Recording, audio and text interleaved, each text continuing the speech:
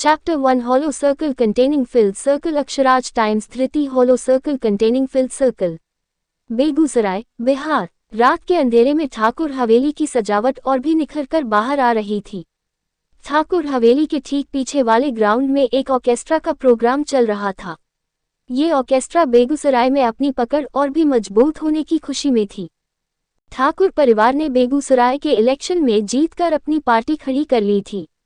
बहुत बड़े बड़े लोग और राजनेता आज के ऑर्केस्ट्रा में शामिल थे। सबके चेहरे पर बड़ी बड़ी मुस्कुराहट थी। कुछ लोग जो अपनी झूठ खुशी दिखा रहे थे। सबके हाथों में शराब का गिलास था। सभी लोग नशे में मदहोश होकर ऑर्केस्ट्रा देख रहे थे। तभी मेन गेट से एक थार जो स्पीड से ग्राउंड की तरफ आ रही थी, उसे देख सब एक पल के लिए डर गए, क्योंकि उसकी स्पीड इतनी तेज थी कि मानो जो भी उसके सामने आए वो उसे हिट कर देगी। सब लोग इधर उधर होते हुए साइड हट गए और वो थार ग्राउंड के बीचों बीच आकर रुक गई। सब लोग खौफ से उसकी तरफ देखे जा रहे थे, लेकिन एक नज़र थी जिसकी आंखों में डर नहीं बल्कि गर्व था। और होता भी क्यों नहीं, आज की शाम उसके नाम ही तो थी, उसकी वजह से ही तो उन्हें बेगूसराय की कुर्सी मिली थी। अभी वो ये सोच रहे थे कि थार का गेट खुलता है और एक पैर बाहर निकलता है। उसकी ब्लैक डार्क शूज देख सब समझ सकते हैं कि वो कितनी महंगी है। और अगले ही पल थार के अंदर से एक शख्स बाहर निकलता है। उसके चेहरे पर ब्लैक चश्मे लगे हुए थे। काले कुर्ते में उसकी मस्कुलर बॉडी साफ साफ पता चल रही थी। उसके कुर्ते की स्लीव्स हाफ फोल्ड की हुई थी, जिसकी वजह से उसके हाथ की नसें दिख रही थी। उसका हैंडसम फेस, शार्प जॉलाइन और डार्क पिंक होठ देख कोई भी अपना ईमान बेचने को तैयार हो सकता है, लेकिन बस कुछ लोगों को ही इस हसीन चेहरे के पीछे के काले राज के बारे में पता था। उस शख्स को देखते ही एक आदमी उसके पास आता है और उसके कंधों को टैप करते हुए कहता है, हम आज बहुत खुश हैं, तुम्हारे कारण से हमको आज बेगूसराय का कुर्सी मिल गया। बताओ तुमको क्या चाहिए, आज जो मांगोगे वो मिलेगा तुमको। ये कहते हुए वो आदमी बहुत खुश लग रहा था। उस शख्स ने उस आदमी को एक नज़र देखा और कहा, हमको अभी कुछ नहीं चाहिए, हम वक्त आने पर आपसे मांग लेंगे। उद्धरण चिन्ह। ये सुन आदमी ने कुछ नहीं बोला। वही उन दोनों की बात सुन एक आदमी जो दिखने में अमेरिकन लग रहा था, उसने अपने अमेरिकन हिंदी टोन में कहा, ठाकुर साहब ये कौन है? उद्धरण चिन्ह पूर्ण विराम। अमेरिकन का सवाल सुन ठाकुर साहब ने उस शख्स के कंधों पर अपने हाथ रखते हुए कहा, हमारा गुरूर, हमारी ताकत, ठाकुर खानदान का बड़ा बेटा अक्षराज ठाकुर। उसे अमेरिकन ने जैसे ही ये सुना उसकी आंखें बड़ी हो गई और उसके आंखों में भी डर आ गया। उसने जल्दी से अपना सर नीचे करते हुए कहा, ओ बड़े ठाकुर, आई एम दे। उद्धरण चिन्ह। उसकी बात सुन अक्षराज ने उसे देखा और इग्नोर किया। तभी एक तेज आवाज सबको सुनाई दी, बेगूसराय को जीतने की खुशी में इतना ठंडा इंतजाम, लगता है बलराज ठाकुर जश्न मनाना भूल गए। कोट। इतना कहा वो इंसान हंसने लगा। ये इंसान और कोई नहीं, ऑपोजिशन पार्टी का मेन लीडर था जो आज के ऑर्केस्ट्रा में आया था। उसकी बात सुन अभी बलराज ठाकुर कुछ कहते ही हैं कि अक्षराज उस इंसान के पास आते हैं और उसके सामने वाली पॉकेट में रखे रुमाल को ठीक करते हुए कहता है, ठाकुर है हम, ना हमें भूलने की आदत है और ना ही हारने की। वो क्या है ना मिश्रा जी, इतने सालों से आप अपनी पार्टी का ऑर्केस्ट्रा देखकर ऑर्केस्ट्रा का असली रूप ही भूल गए हैं, इसलिए तो आपको आज हमने यहाँ बुलाया है ताकि आपको ऑर्केस्ट्रा का असली रूप दिखाया जा सके। अक्षराज की बात सुन मिश्रा जी का चेहरा गुस्से से लाल हो चुका था। अभी वो कुछ कहते ही उन्हें अक्षराज की चिल्लाने की आवाज आई, शुरू करो। कोट। ये ऑर्डर सुनते ही लाइट्स डिम हो गई और सब लोग फिर से अपनी अपनी कुर्सी पर जाकर बैठ गए। मिश्रा जी भी बलराज ठाकुर के साथ जाकर बैठ गए। वही उसकी जाति है। अक्षराज अपने बालों में अपना हाथ फेरते हुए अपने थार के बोनट पर जाकर बैठ गया। उसने अपने एक पैर को एक के ऊपर टिका लिया था और सामने स्टेज पर देखा जा रहा था। उसकी भूरी भूरी आंखें अभी भी चश्मे के नीचे छुपी हुई थी। एक लड़की जिसने एक लाल रंग की चोली के साथ साइड कट पहनी थी, स्टेज के बीचों बीच खड़ी थी। उसका गोरा बदन लाल रंग में खिल रहा था। हुक राजा जी, हुक राजा जी। लाइट्स धीरे धीरे फिर से जलने लगी और वो लड़की अपनी दोनों हाथ पीछे कर अपनी चोली के हुक के पास ले गई। ये देख वहां खड़े सभी लोगों के आंखों में लालाट साफ साफ दिखने लगा, सिर्फ एक को छोड़कर।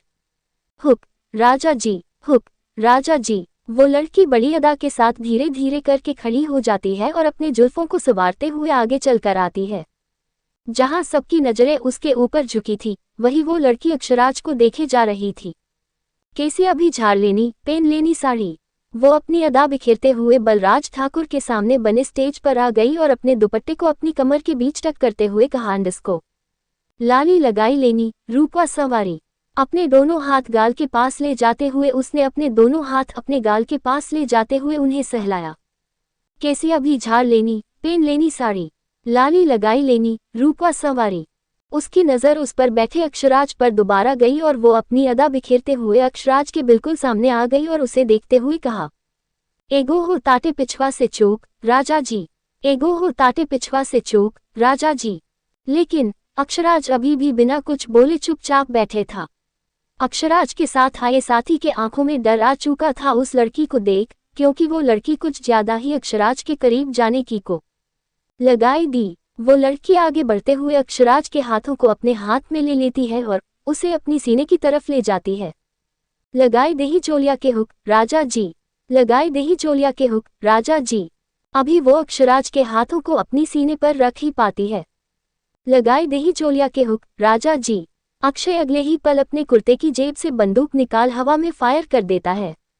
बंदूक की आवाज इतने पास से सुनते ही वो लड़की एक झटके से अक्षराज के हाथों को छोड़ अपने कान पर रख लेती है और अपनी आंखों में डर लिए उसे देखने लगती है। वही अक्षराज उस लड़की को ऊपर से नीचे देखते हुए गुस्से से कहता है, अगली बार हमको छूने की कोशिश क्या, अगर हमारे आसपास भी नजर आई तो जिंदा जमीन में गाड़ देंगे। वो लड़की बस अपने सर जल्दी जल्दी हाँ में हिलाने लगती है, मानो उसकी जान अक्षराज के बंदूक की नोक पर हो। ये नजारा देख वहां खड़े सभी के चेहरे पर एक बार फिर से डर आ चुका था। बलराज ठाकुर बिना किसी इमोशन के अक्षराज को देख रहे थे। वो उसकी ये हरकत को बहुत अच्छे से जानते थे। अक्षराज बिना किसी को देखे बोनट से उतर अपने थार के अंदर बैठ वहां से स्पीड निकल जाता है। सभी लोग उसे देखते रहते हैं। जश्न का माहौल डर में बदल चुका था। सब लोग धीरे धीरे वहां से जाने लगे थे। टाइम्स दूसरी तरफ उसी शहर के दूसरी तरफ एक लड़की जिसके हाथों में उसकी डायरी थी, वो आसमान को देखती हुई कुछ लिख रही थी। और कुछ लिखने के बाद उसने अपनी डायरी को बंद कर दिया, एक गहरी सांस ली और कहा, क्या हम इतने बुरे हैं कि मम्मी पापा दोनों ही हमको प्यार नहीं करते? क्या वो हमसे इतनी नफरत करते हैं जो हमको हमेशा के लिए खुद से दूर कर रहे हैं? हमको अभी शादी नहीं करनी है, हमको पढ़ना है और पापा मम्मी का नाम रोशन करना है, लेकिन फिर भी पापा आज हमारी शादी फिक्स करके आ गए, वो भी ठाकुर खानदान में। उद्धरण चिन्ह। ठाकुर खानदान का नाम लेते ही उस लड़की के चेहरे पर डर के भाव आ गए थे। आखिर कौन ही था जिसे ठाकुर खानदान के बारे में पता नहीं था? ये कहते ही उसके कानों में फिर से वो एक फैसला गूंज गया जिसके लिए वो बिल्कुल तैयार नहीं थी। लेकिन माँ, हमको ये शादी नहीं करनी है, आप प्लीज पापा को समझाएं ना। धृति ने अपने आंसुओं को पोंछते हुए कहा। उद्धरण चिन्ह। धृति, मेरी बात सुन, हमको पता है तुमको पढ़ना है आगे, लेकिन हम इसमें कुछ नहीं कर सकते। तुम्हारे पापा और ठाकुर साहब ये रिश्ता तय कर चुके हैं, पूजा जी ने अपनी आवाज ऊंची करते हुए धृति से कहा। उद्धरण चिन्ह। अब चुपचाप तैयार हो जाओ, कुछ देर में ठाकुर खानदान की बड़ी मालकिन तुमसे मिलने आ रही है, और खबरदार जो कुछ गलत करने का सोचा। ये कहते हुए पूजा जी कमरे से बाहर चली गई। उद्धरण चिन्ह। धृति ने अपने आंसू पोंछे और अपने आप को सामने लागे आईने में देखते हुए कहा, हमें आपसे यही उम्मीद है मम्मी, जब आज तक आप हमारे लिए पापा से बात नहीं की तो अब क्या करेगी? Flashback and. धृति ने अपने आंसू पोंछे जो एक बार फिर से बहने लगे थे, तभी उसके फोन पर एक कॉल आया। धृति ने एक गहरी सांस ली और फोन उठाया हुआ कहा, हाँ बोलो पीहू। पीहू जो धृति की बचपन से उसके साथ थी, वो एक दोस्त से ज्यादा बहन थी उसके लिए। उसने दूसरी तरफ से कहा, कब आएगी तू पटना? क्लासेस शुरू हो गई है, हम अब नहीं आएंगे वापस। धृति ने धीमे से कहा। क्यों, क्या तेरे पापा तुझे कहीं और भेज रहे पने को? पीहू ने सवाल करते हुए कहा। उसकी आवाज सुन साफ पता चल रहा था कि वो अपने दोस्त को किसी भी हालत में अकेला छोड़ना नहीं चाहती है। धृति अब और ये बात छुपा नहीं सकती थी। उसने एक गहरी सांस ली और अपने आंसुओं को रोकते हुए कहा, पापा हमारी शादी करवा रहे हैं पीहू, वो भी ठाकुर खानदान में। उद्धरण चिन्ह। क्या, ठाकुर खानदान में? पीहू ने लगभग चिल्लाते हुए कहा। Google search hollow circle containing filled circle, Thakur's unwanted bride. Next morning. Thakur Haveli. माँ, हमको ये शादी नहीं करनी है, आप जाकर ठाकुर साहब को समझाए, चिराग ने अपनी माँ से कहा। कोट। पापा है वो तुम्हारे चिराग, ये ठाकुर साहब क्या लगा रखा है? सीमा ठाकुर चिराग को देखती हुई बोली। कोट। चिराग ठाकुर, ठाकुर खानदान का छोटा बेटा। सीमा ठाकुर, ठाकुराइन और बलराज ठाकुर की बीवी और चिराग की माँ। हो माँ, न तो वो भैया के पापा हैं ना ही मेरे उस जैसा इंसान कभी भी किसी का बाप नहीं बन सकता। उसे बस पैसा और पावर से प्यार है। और आप ही बताएं इन 26 सालों में आपको क्या मिला? चिराग ने चिल्लाते हुए कहा। उसका गुस्सा परवान चढ़ चुका था। वो अपनी जिंदगी में कभी भी बलराज ठाकुर को अपना कब्जा जमाने नहीं देगा। सीमा जी ने जैसे ही ये सुना उनकी आंखें लाल हो गई और अगले ही पल उनके हाथ चिराग के गालों पर। अपने गालों पर दर्द की लहर महसूस कर चिराग की आंखें बड़ी हो गई। उसने अपने चेहरे को उठाया जो एक तरफ झुक गया था और सीमा जी को देखा। उसका आंखें लाल हो रखी थी। जाहिर सी बात थी कि उसे अपनी मां पर गुस्सा आ रहा था। सीमा जी ने एक गहरी सांस लिया और कहा, शादी तो आज ही होगी, यही तुम्हारे लिए सही है। इतना कह सीमा जी बिना चिराग की तरफ देखे कमरे से निकल गई। माँ, ये आपने सही नहीं किया। मैं ये शादी नहीं करूँगा। ये शादी मेरे लिए फंडा है बलराज ठाकुर का। वो मुझे वापस से बेगूसराय में रखना चाहता है हमेशा के लिए, लेकिन मैं ये होने नहीं दूंगा। आई एम सॉरी माँ, चिराग ने अपने गालों को सहलाते हुए कहा। चिराग कहाँ है? हमसे एक बार मिलने नहीं आया। दिल्ली जाकर अपना संस्कार भूल गया है, मालती जी ने अपना मुंह बनाते हुए कहा। मालती ठाकुर, बलराज ठाकुर की माँ और अक्षराज और चिराग की दादी। नहीं माँ, वो बस थक गया था आकार, और शाम को शादी है तो कमरे में आराम कर रहा है, सीमा जी ने बात बदलते हुए कहा। अच्छा ठीक है, आराम करने दो, वैसे भी उसको ताकत चाहिए होगी रात को, मालती जी ने हंसते हुए कहा। उनकी ये बात सुन सीमा जी अपना सिर ना में हिलाया। दूसरी तरफ एक बड़ा सा हाल जो आज स्पेशली ठाकुर खानदान के तरफ से बुक कर लिया गया था, क्योंकि आज यहाँ ठाकुर खानदान के बेटे की शादी होने वाली थी। लाल और सफ़ेद गुलाबों से सजा ये हाल किसी महल से कम नहीं लग रहा था। हॉल के बीचों बीच गोल्डन मंडप भी खूबसूरती से सजा हुआ था। मंडप के आसपास कुर्सियां लगे हुए थे। कुछ लोग अभी भी बचे हुए कामों को कर रहे थे। वही हॉल के पीछे एक कमरे में एक लड़की आईने के सामने बैठी हुई थी और एक लड़की उसका मेकअप कर रही थी। उसकी आंखों में कोई इमोशंस नहीं था। तभी कमरे का गेट खुलता है और एक दूसरी लड़की अंदर आती है और चिल्लाती हुई कहती है, धृति। उद्धरण चिन्ह। धृति जो अपने ख्यालों में गुम थी अपना नाम सुन उस लड़की को देखती है। उसकी आंखों में आंसू आ जाते हैं और वो धीरे से कहती है, पीहू। उद्धरण चिन्ह। पीहू जल्दी से आकार धृति को अपने गले से लगा लेती है और कहती है, चुप हो जा, अब मैं आ गई हूं ना। धृति पीहू के बाहों में सिसकने लगती है। वो बहुत अकेला महसूस कर रही थी। उसके परिवार से कोई भी उसके पास नहीं था। आज उसकी जिंदगी का इतना बड़ा दिन था और उसके पास अपना कहने को कोई भी नहीं था। कल फैसला सुनाने के बाद उसकी मां ने कुछ नहीं कहा और आज सुबह सुबह ही यहाँ भेज दिया। और उसके पापा, उनका तो चेहरा भी उसने नहीं देखा। पीहू को अपने पास देख वो अपने आंसुओं को रोक नहीं पाए और रो पड़ी। अपने बेस्ट फ्रेंड की इस हालत को देख पीहू का मन गुस्से से भर गया। वो उसे संभालना चाहती थी, उसे बहुत कुछ बताना चाहती थी, लेकिन मेकअप आर्टिस्ट के साथ रहते वो ये नहीं कर सकती थी। वो मेकअप आर्टिस्ट को देखती हुई बोली, तुम जाओ, हम कुछ देर बाद तुम्हें बुला लेंगे, हमें कुछ इंपॉर्टेंट बात करनी है। उद्धरण चिन्ह। ये सुनते ही वो मेकअप आर्टिस्ट डर गई, क्योंकि धृति कोई और बाल्की ठाकुर खानदान की होने वाली बहू थी और अगर वो टाइम पर तैयार नहीं हुई तो सारा ब्लेम उसके सर आएगा। उसने जल्दी से कहा, माम लेकिन उनको तैयार होना है। उद्धरण चिन्ह। पीहू ने फ्रस्ट्रेट होते हुए कहा, इसका मेकअप हो चुका है, बस बाल बनाना है। वो कुछ देर बाद भी हो सकता है, शादी में अभी बहुत टाइम है। उद्धरण चिन्ह। मेकअप आर्टिस्ट ने टाइम देखा और बिना कुछ बोले बाहर चली गई। पीहू की गुस्से वाली आवाज काफी थी उसे डराने के लिए। धृति यार चुप हो जा, तेरा मेकअप खराब हो जाएगा, पीहू ने धृति को चुप करवाते हुए कहा। मेकअप तो एक बहाना था, वो अपने दोस्त को ऐसे रोते हुए नहीं देख सकती थी। धृति उससे अलग हुई और अपने मेकअप को देखा जो थोड़ा थोड़ा खराब हो चुका था। ये देखते ही वो जल्दी से टच अप करने लगी, क्योंकि उसकी मां ने उसे पहले ही धमका दिया था कि उससे कोई भी गलती नहीं होनी चाहिए, वरना अंजाम बहुत बुरा होगा। वही पीहू ने उसे ऐसा करते देख कहा, अब ठीक हो गया है, अब तू मेरी बात सुन। धृति ने उसे देखा और अपना सर हाँ में हिलाया। क्या तू इस शादी से खुश है? पीहू के इस सवाल ने धृति को अपनी जगह पर फ्रीज कर दिया था। उद्धरण चिन्ह। धृति ने धीमे से कहा, ये मैटर नहीं करता पीहू, मुझे बस मम्मी पापा को और दुख नहीं देना और ये आखिरी बार होगा मेरा, इसके बाद मैं उनकी बेटी नहीं रहूंगी। उद्धरण चिन्ह। पीहू अपने दोस्त को अच्छे से जानती थी। वो ये भी जानती थी कि ना जाने कितनी बार ही उसके मम्मी पापा ने उसका फायदा उठाया है और हर बार धृति एक भी उफ किए बिना वो हर काम कर देती थी। लेकिन आज के बाद धृति बदल जाएगी, वो अब धृति अग्रवाल नहीं बल्कि बाल्की धृति ठाकुर बन जाएगी। थैंक यू यहाँ आने के लिए, मुझे बहुत अकेला लग रहा था, धृति ने एक छोटी सी स्माइल करते हुए कहा। वही पीहू ने जैसा ही ये सुना उसने भी धीमे से स्माइल की और कहा, तूने बात की उससे? उद्धरण चिन्ह। पीहू का सवाल सुन धृति ने अपनी आईब्रो सिकुड़ते हुए कहा, किससे? उद्धरण चिन्ह। उसी से, पीहू ने दोबारा कहा। इस बार धृति समझ चुकी थी, उसका चेहरा लाल हो गया और उसने धीरे से अपने सिर में हिलाते हुए कहा, मैंने तो उनका चेहरा भी नहीं देखा है। उद्धरण चिन्ह। क्या? पीहू ने लगभग चीखते हुए कहा। लेकिन अगले ही पल उसने खुद को शांत किया। वो समझ गई कि इतनी जल्दी शादी होने के कारण दोनों को ही टाइम नहीं मिला होगा। उसने अपना फोन निकलते हुए कहा, ऑकलेट में सी कौन है जिसकी शादी है आज? उद्धरण चिन्ह। धृति चुपचाप अपने दोस्त को देखे जा रही थी, उसकी खूबसूरत ब्राउन आईज चमक रही थी।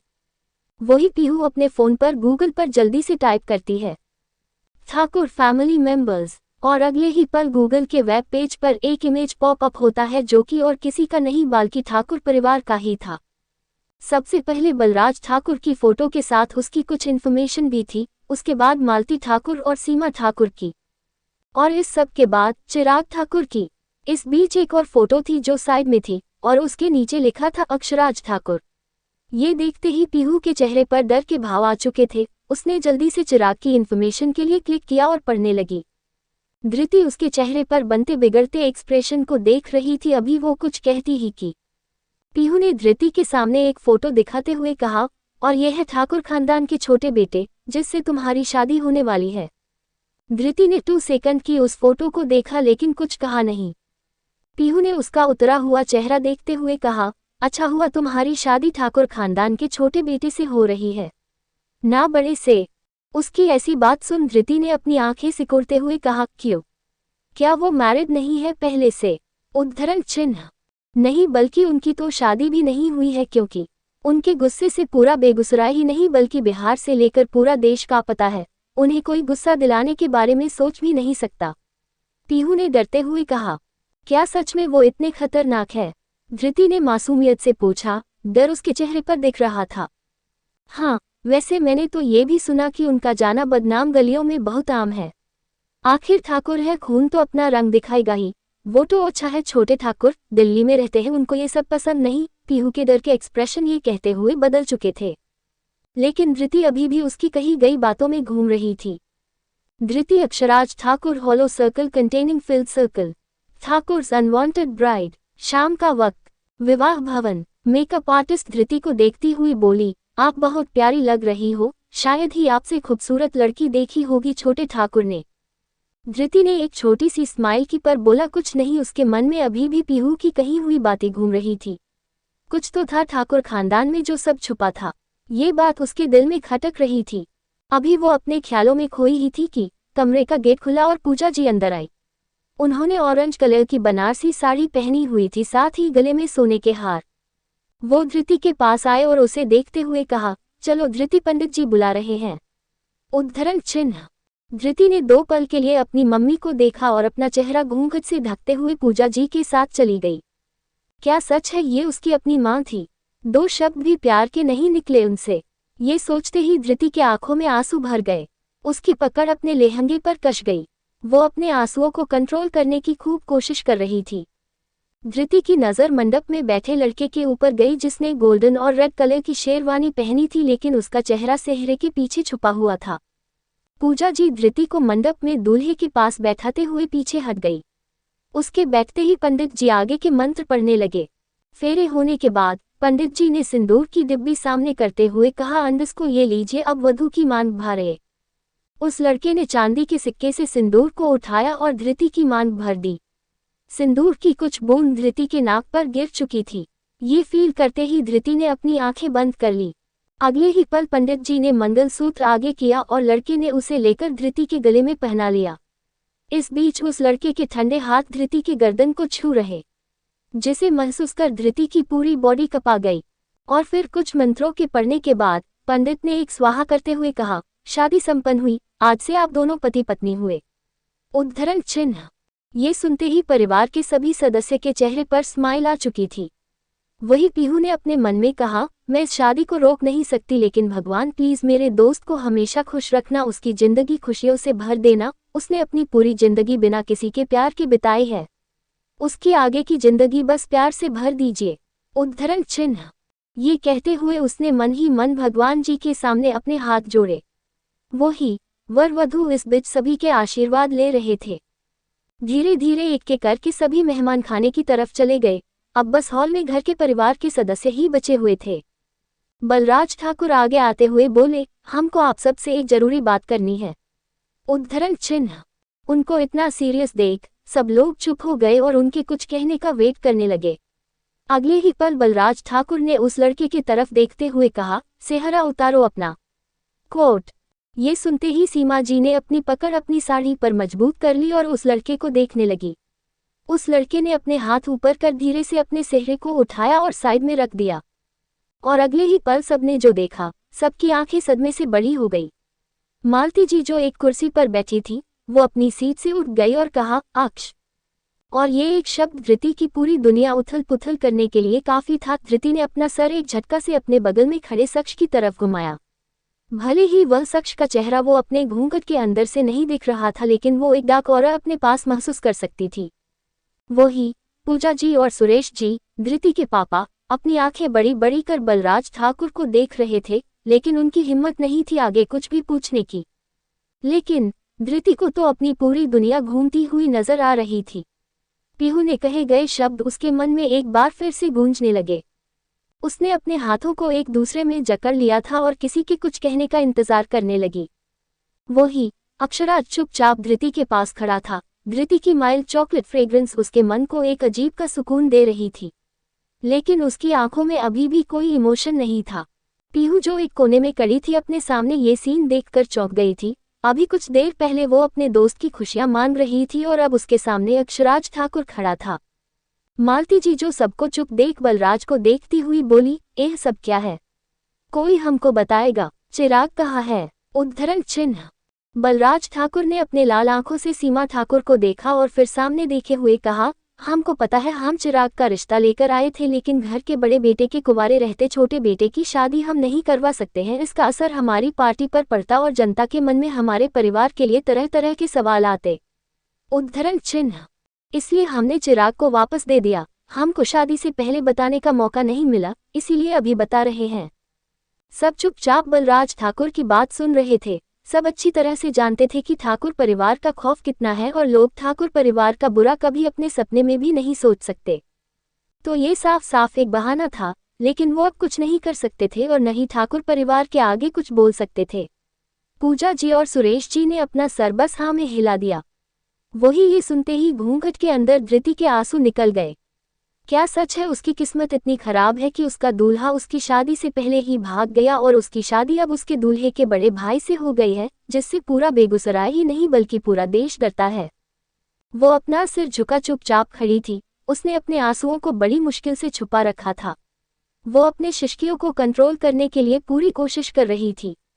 मालती जी ने सारी बातों को एक बार अपने मन में दोहराया। वो समझ गई थी कि ये बात झूठ है और कोई बड़ी बात है जो यहाँ बताना ठीक नहीं है। लेकिन इस सब में एक अच्छी चीज हुई थी कि अक्षराज की शादी हो चुकी थी। हाँ, उनको भी चिराग की शादी पहले हो इस बात से इनकार था, लेकिन अक्षराज की शादी के लिए तैयार नहीं था, इसलिए मजबूरन चिराग की शादी का फैसला ले लिया गया था। लेकिन अब वो खुश थी, उनके पोते को संभालने वाली अब जो आ चुकी थी। दूर खड़ी पीहू जैसे ही अपने होश में आई, उसने पूजा जी और सुरेश जी को देखा जो बिना एक शब्द बोले चुपचाप खड़े थे। उसे अब बहुत ज्यादा गुस्सा आ चुका था कि वो अपने दोस्त की जिंदगी को ऐसे बर्बाद होते हुए नहीं देख सकती थी। उसने आगे कहा, ये क्या बात हुई? ये शादी चिराग ठाकुर से होने की बात हुई थी। बिना बताए दूल्हा बदलना ये गलत है। उद्धरण चिन्ह। उसने जैसे तैसे डरते हुए कहा। वही पीहू की आवाज जैसी ही उस हॉल में गूंजी, सबकी नजरें उसके ऊपर थम गई।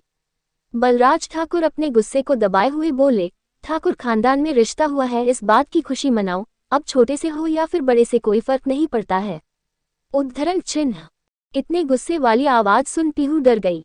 वही धृति जो अपने दोस्त को अपने लिए बोलता देख अभी खुश ही हुई थी, बलराज ठाकुर के इस बात ने उसके दिल पर खंजर भोंक दिया। क्या सच में कोई फर्क नहीं पड़ता? क्या उसकी कोई सेल्फ रिस्पेक्ट नहीं है? सब चुप हो गए, किसी को कुछ न कहता देख बलराज ठाकुर ने आगे कहा, अब चलो, बहुत समय हो गया है, ठाकुर हवेली के लिए हमें निकालना चाहिए। उद्धरण चिन्ह। उनकी बात सुन सबने अपना सर हाँ में हिलाया। बलराज ठाकुर हॉल से निकल अपनी कार की तरफ बढ़ गए क्योंकि आगे फैमिली ड्रामा देखने का उन्हें कोई शौक नहीं था। वही उनके जाते ही पीहू जल्दी से धृति के पास आए और उसके गले से लग गई। उसने धृति के कान में धीरे से कहा, आई एम सॉरी धृति, मैं तेरे लिए कुछ कर ना पाए, हो सके तो मुझे माफ कर देना और अपना ख्याल रखना। उद्धरण चिन्ह। धृति कुछ भी बोलने की हालत में नहीं थी। उसने अपने सर हाँ में हिलाया। अपनी आखिरी बार अपने मम्मी पापा को देखा जो अभी भी अपनी जगह पर खड़े थे। वही सीमा जी जो मालती जी को कार तक पहुंचाने गई थी, वो अंदर आते हुए बोली, चलो बेटा, हम सबको निकालना है। उद्धरण चिन्ह। अक्षराज ने अपना सर हिलाया और धीरे से धृति की तरफ देखा जो अपने मम्मी पापा को देख रही थी। उसका चेहरा ढका हुआ था लेकिन उसके इमोशंस को अक्षराज अच्छे से समझ सकता था। अक्षराज ने पूजा जी को घूरा और वो जल्दी से धृति के पास आ गई। उन्होंने से अपने गले से लगाया और उसके कान में कहा, धृति, हमको तुम्हारी एक भी शिकायत नहीं चाहिए, समझी तुम? शादी भले ही किसी से भी हुई है, लेकिन तुमको ये शादी अच्छे से निभानी है। इतना बस हमारे लिए कर दो। हम पर से तुम्हारे पालने का कर्ज मिटाने का यही एक रास्ता है तुम्हारे पास। धृति जो बस अपनी मम्मी के गले लगाने से खुश हो चुकी थी, अगले ही पल अपनी मम्मी के इतने कठोर शब्दों को सुन उसका दिल धक से रह गया। शादी को चांस देना। Hollow circle containing filled circle. Thakur's unwanted bride. Car में। मैरिज हॉल से ठाकुर हवेली 2 घंटे की दूरी पर थी। बलराज ठाकुर, सीमा ठाकुर और मालती जी तीनों एक गाड़ी में आगे आगे जा रहे थे। वही धृति और अक्षराज अलग गाड़ी में। अक्षराज अपने बगल में बैठी हुई धृति को देखता है जिसका चेहरा अभी भी घूंघट में छुपा हुआ था। उसकी नज़र धृति के हाथों पर लगी मेहंदी पर जाती है जिसका रंग निखर कर बाहर आया था। ये देख अक्षराज के होठों के कोने अपने आप मुड़ गए।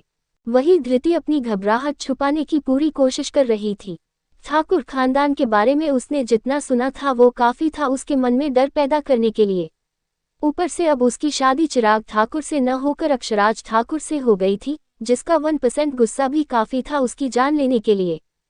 ये सब सोचते हुए धृति को बेगूसराय की गर्मी में भी पसीने आ रहे थे। ऊपर से घूंघट में छुपे होने के कारण उसे अपना चेहरा जलता हुआ महसूस हो रहा था। तभी उसके कानों में एक कर्कश आवाज आई, एसी ऑन करने के लिए अलग से बोलना पड़ेगा तुमको।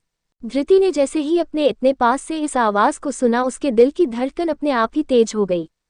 वही ड्राइवर जो कार चला रहा था, अक्षराज की आवाज सुनते ही डर से कांप गया। उसने जल्दी से ऐक ऑन किया और बोला, माफ कीजिए बड़े ठाकुर। ऐक की ठंडी हवा ने जैसे ही धृति के चेहरे को हिट किया, उसकी आंखें आपने ही बंद हो गई। उसने अपने हाथों की मुट्ठी खोल दी और आराम से बैठ गई। उसका मन तो रोने का कर रहा था लेकिन अब ये शादी हो चुकी थी, रोने से ये बात बदलने वाली नहीं थी। और क्या पता उसका रोना सुन अक्षराज को गुस्सा आ जाए। नहीं, वह अक्षराज को गुस्सा दिलाने की सोच भी नहीं सकती। धृति ने अपने मन में चल रहे ख्यालों को लगाम लगाया। जैसे ही उसे यह एहसास हुआ कि गाड़ी रुक चुकी है, अभी वो कुछ और सोचती कि उसके सामने का गेट खुला और एक हाथ सामने आया।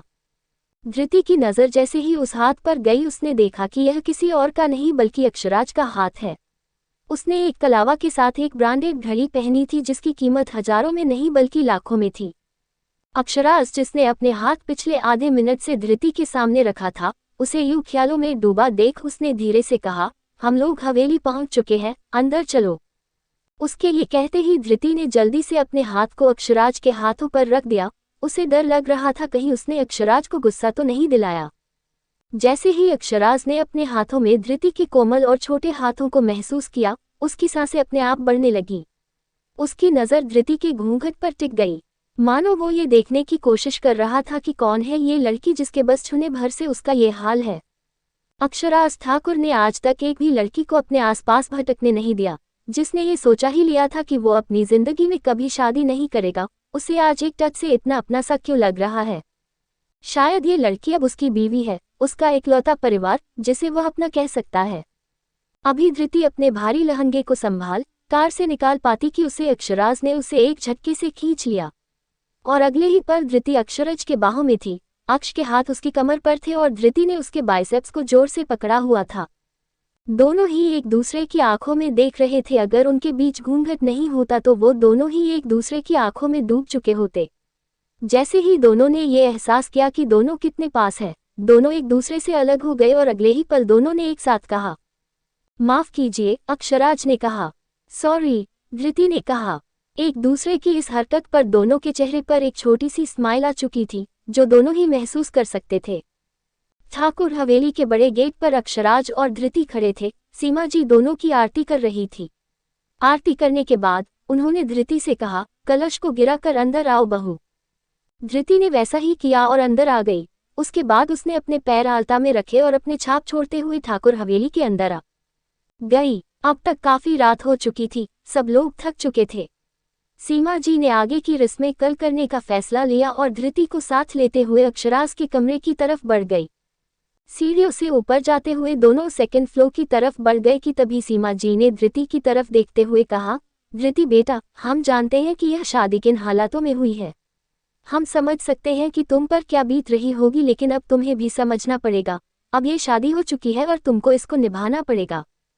चिराग की तरफ से हम तुमसे माफी मांगते हैं। गलती हमारी है, हम ये जानते हैं, लेकिन मेरा अक्ष भी अच्छा इंसान है, थोड़ा गुस्से वाला है पर अंदर से बिल्कुल नर्म है, वो तुम्हें समझेगा। ये कहते हुए सीमा जी चुप हो गई। उन्होंने इतना कह तो दिया था, लेकिन सारी बात नहीं बताई थी और ना ही वो बताना चाहती थी। धृति ने अपनी आंसू पर कंट्रोल करते हुए धीरे से कहा, नहीं आंटी, इसमें आपकी कोई गलती नहीं है, आप प्लीज माफी मांगिए। और फिर एक गहरी सांस लेते हुए आगे कहा, हम इस शादी को अपना 100% देंगे, आप फिक्र मत कीजिए। धृति का फैसला सुन सीमा जी के चेहरे पर छोटी सी स्माइल आ चुकी थी। उन्होंने धृति के सर पर हाथ रखा और कहा, ठाकुर खानदान में तुम्हारा स्वागत है धृति, और आंटी नहीं माँ बोलो हमको अब। कुछ ही पालों में सीमा जी धृति को लेकर एक गेट के पास खड़ी थी। उनकी आंखों में हजारों इमोशंस से, लेकिन उन्होंने खुद को संभालते हुए बोला, ये है अक्षराज का कमरा, तुम अंदर जाकर बैठ जाओ, हम उसे बेचते हैं। ये कह सीमा जी वहां से चली गई। धृति ने धीरे से दरवाजे को धक्का दिया और अंदर चली गई। उसने अपने घूंघट को थोड़ा सा उठाया और बिस्तर पर जाकर बैठ गई। उसके अंदर इतनी भी हिम्मत नहीं थी कि इस कमरे को वो देखे। उसने सीमा जी को बोल तो दिया था, लेकिन क्या वो सच में ये कर पाएगी?